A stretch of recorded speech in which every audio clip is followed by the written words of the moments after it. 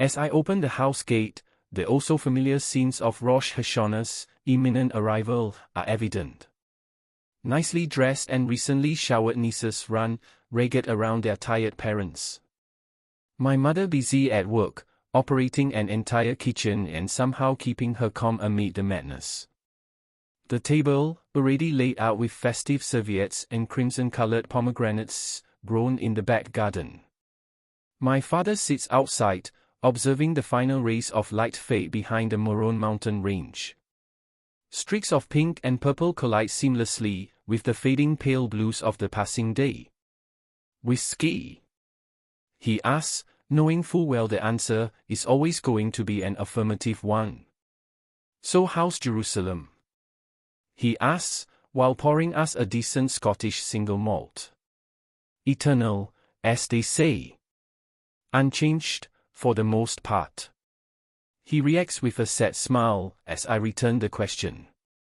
He opens his mouth to speak, but the sirens over safe ring across the valley. The nieces panic and head for the bomb shelter. They have 20 seconds to do so before the rockets start their rapid descent on the Upper Galilee. Israel's Iron Dome anti-missile system intercepts rockets, as seen from Ashkelon, Israel, October 1, 2024. Rockets, or a light show. The men of the family all gather outside in one rapid motion to watch the impending light show, one of them wrapped in a towel, fresh from the shower.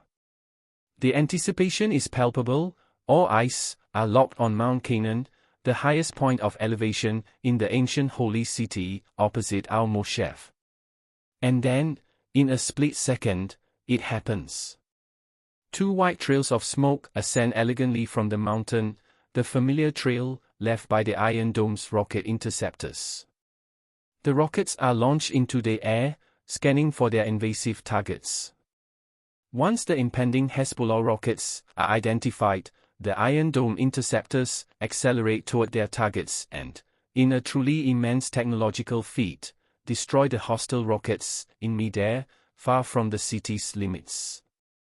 The remaining 5 Hezbollah rockets collide with the surrounding Berea forest. The seismic thudding of the earth reaches us, and the entire region shakes violently for 10 seconds before quieting down, having absorbed the impact. Smoke billows from the ground where the projectiles made their landing marks. Better the trees take the heat than the citizens of Israel, I say to myself. The kids re-emerge from the house, even more excited than they were before the latest rocket barrage. My mother and her daughters continue their final holiday preparations while swearing at Hezbollah for its latest futile intrusion. And so, Dad and I return to our aforementioned drinks and the conversation that was served with them. "Well, son, as you have just seen for yourself, things are pretty much unchanged here, too.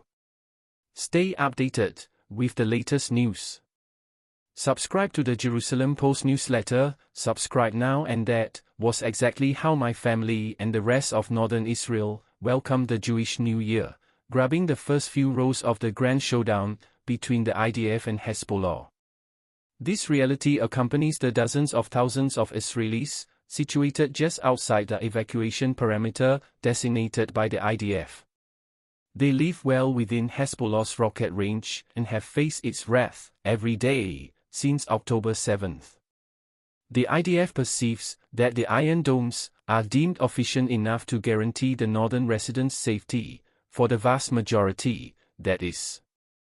A game of chance. All in all, it's simply a game of chance for the remaining citizens of the Upper Galilee, a region with few household bomb shelters and very little time to reach them regardless.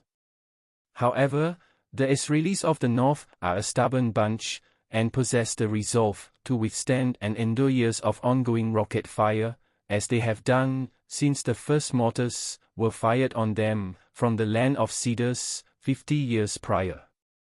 A theater of war, such as the one celebrated Rosh Hashanah in, is no minimal production. The sporadic rocket fire is just one actor from a rich and diverse cast. The roaring thunder of F-16 fighter jets heading toward their Hezbollah-affiliated targets is an increasingly recurring feature in this production. Attack helicopters constantly circulate in the region, shepherding northbound supplies and evacuating the occasional wounded soldier to the appropriate medical center. The constant noise is broken up by the shuddering vibrations of Israeli artillery fire, which echoes across the area every few minutes. We have to perpetually remind the little girls that those constant booms are our own and directed against the evil Hezbollah, not another rocket attack. It matters not, for unfortunately, the girls cannot differentiate between the two similar sounds, however contrasting their meanings may be. This Rosh Hashanah 2024 soundtrack follows us to the synagogue. As we enter, the elder village farmers are unchanged from last year, just as they were the year before and many years before that. Their sons, however, are all dressed in typical reserve duty tactical gear, with their well-oiled guns hanging off their backs or by their army boots. The shofar's piercing wail tries to drown out the roaring sounds of war, a symbolic representation of reality. The theater of war ultimately wins the contest. Across from the synagogue are several army jeeps, all primed and ready for action. The young reservists sat outside, on the grass, by the village hall where they sleep, passing the time between military preparations. Extensive meals were delivered to them by the residents of Kfar Shammai, which insisted on hosting the soldiers instead of them camping out in the unprotected open. Their presence instills a sense of safety for us all, but it also brings the border much closer than before. Seeing so many guns and uniforms completes this northern theater of war, with its cast and their props firmly in place. This is how the North spent its Rosh Hashanah. It balanced the celebration of the New Year with the ongoing Jewish resilience in the face of the eternal struggle to be a free nation in its historic land.